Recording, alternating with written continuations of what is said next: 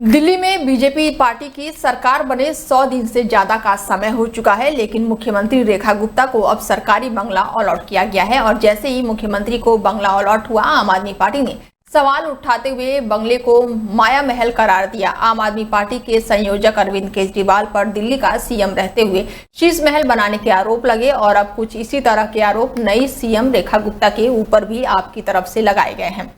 BJP सरकार के 100 दिन पूरे होने के बाद से सीएम रेखा गुप्ता के रहने के लिए 2 बंगले अलॉट किए गए हैं। आम आदमी पार्टी ने इसे लेकर जमकर निशाना साधा। दिल्ली की सियासत में एक बार फिर से वीआईपी संस्कृति को लेकर घमासान छिड़ गया है।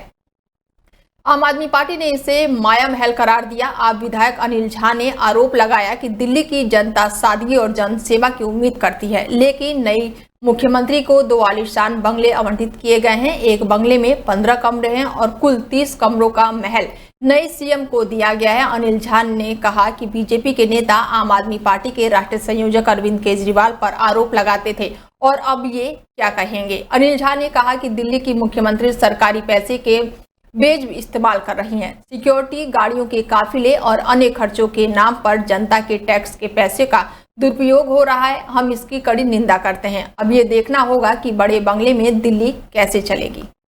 जो लोग ये कह रहे थे कि हम शुचिता की राजनीति करेंगे, समाज के में जो सबसे अंतिम श्रेणी पर बैठा हुआ व्यक्ति है उसके कल्याण की चिंता पहले करेंगे, अपने कल्याण की चिंता बाद में करेंगे, तो अब हमारी जानकारी में जो स्पष्ट जानकारी आई है, श्रीमती रेखा गुप्ता दिल्ली की मुख्यमंत्री,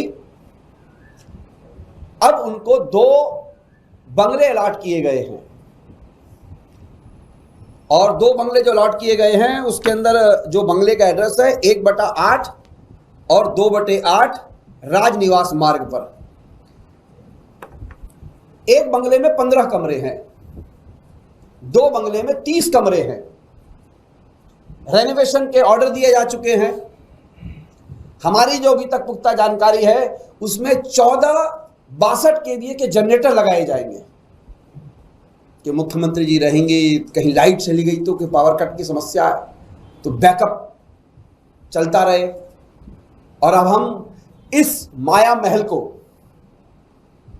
यह सुनिश्चित करेंगे कि 30 कमरों में कितने एयर कंडीशन लगेंगे, किस प्रकार की कारपेटिंग होगी, किस प्रकार से रेनोवेशन कराया जाएगा।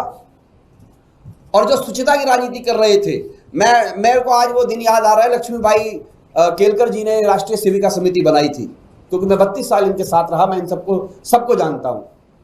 उन्होंने कहा था कि सामाजिक मूल्यों की राजनीति करने के लिए महिलाओं को अग्रणी भूमिका निभानी पड़ेगी और उनको सामाजिक ताने बाने के साथ जो जद्दोजहद होती है उससे पार पाकर के आना पड़ेगा। चलिए, लक्ष्मीबाई केलकर जी की एक सपना पूरा हुआ कि उनकी महिला मुख्यमंत्री हो गई।